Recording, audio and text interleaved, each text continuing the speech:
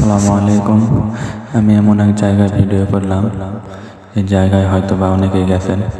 মানুষের মুখের ভিতর দিয়ে এই জায়গায় ঢুকতে হয়।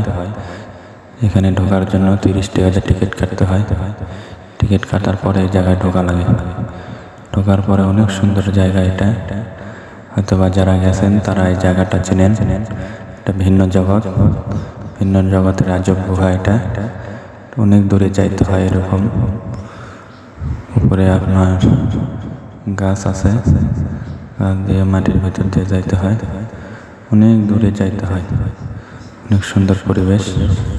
এখানে যারা যারা গেছেন তারা চিনে, আর যারা যারা যান না তারা আশা করি যাবেন, যা দেখবেন।